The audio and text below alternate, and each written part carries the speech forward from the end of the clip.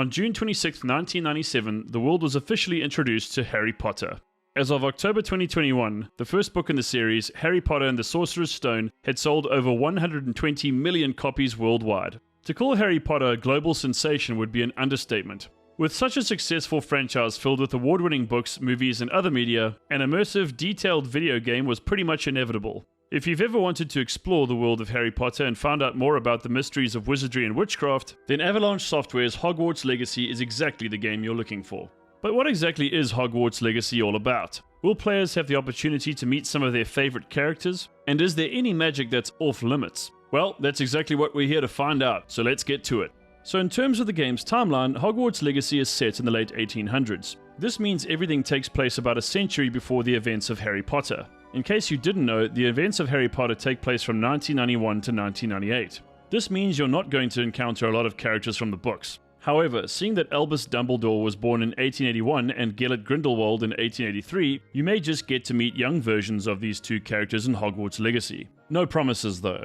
All the same, I do really hope that we at least get to meet Rubeus Hagrid's parents. You're a wizard, Harry. Okay, and how about the four houses of Hogwarts? While the Sorting Hat does indeed appear in Hogwarts Legacy, it's ultimately you who'll get to decide which house you belong to. Generally speaking though, the primary traits embodied by each house are as follows. For Gryffindor, it's bravery and chivalry. For Ravenclaw, wisdom and intelligence. Hufflepuff, kindness and loyalty. And Slytherin, ambition and cunning. The choice you make ultimately doesn't affect the main storyline, but the colors of your chosen house will appear in some of your gear and you'll get access to a specific common room. So other than some minor dialogue and aesthetic aspects, you can still play the game as you see fit.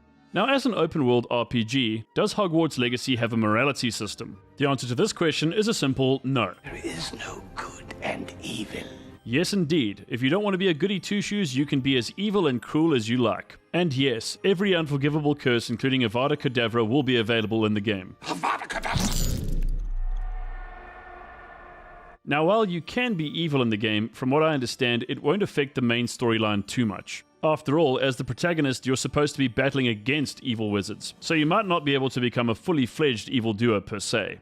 A good portion of the game will take place in Hogwarts itself, but as the trailer makes abundantly clear, there's an entire world to explore beyond the school's walls, and naturally with an expansive world comes a whole host of enemies. As I mentioned earlier, your main enemies will be dark witches and wizards. This type of enemy is divided into two groups, namely poachers and ashwinders. Just so you know, a major plot point in the game is a goblin rebellion, so you'll be facing off against goblins as well. Units under this type of enemy include warriors, sentinels, rangers, commanders, and assassins. Lastly, there are some rather nasty and ill-tempered beasts that you'll have to face off against. Now, just to be clear, some beasts are rather docile and can even be tamed. Among these are grabhorns, mooncalves, nifflers, and neasels. There are also beasts that you can mount to get around, including hippogriffs and thestrals. Going back to the nasty beasts, however, you can expect to take on trolls, acromantulas, and even dragons. I did also see dementors in the trailer, so let's hope you don't get on the wrong side of one of them.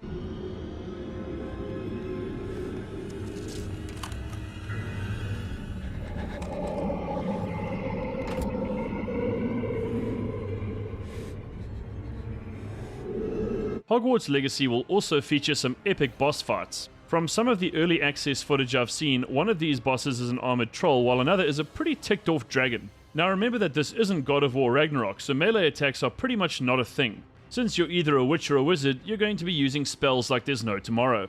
Hogwarts Legacy does indeed feature a pretty interesting combat system. If you're hoping to survive against more formidable enemies, you're definitely going to want to use your spell diamond, which has up to 4 slots for spells. As the game progresses, you'll be able to learn and use more spells and store up to 16 different spells in your spell diamond. It's not all about offense, of course, and you'll need to learn how to defend against and dodge spells from time to time. You'll also see that certain enemies are protected by different types of shields. Different types of shields are indicated by their color, so if you want to break through them, you'll need to use the corresponding spell. For example, you can break through yellow shields using Levioso and violet ones using Accio. There's also more to Hogwarts Legacy than just learning spells. You'll also need to develop various talents if you want to survive all the way to the end. From what I understand, there are 50 different talents to choose from. To briefly summarize, there are Spell, Dark Arts, Core, Stealth, and Room of Requirement talents. There's no way to have all of them in one playthrough, so you'll need to choose wisely. If you're not sure what to go with first, you don't really need to worry since there are already several guides that list the best talents in the game, so just look them up. It is not our abilities that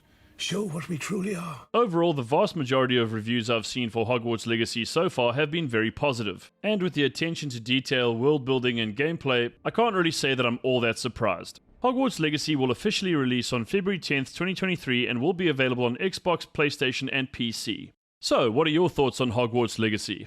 Will you be playing the game when it releases, or are you planning to boycott the game because of J.K. Rowling? Whatever your thoughts and opinions, please share them in the comments. As always, please be sure to like this video and subscribe to the channel so I can keep bringing you content on a regular basis. That's all I've got to say for now. From me and the wizards and witches at Metasquad, thanks for watching, and I'll see you again in the next video. Later!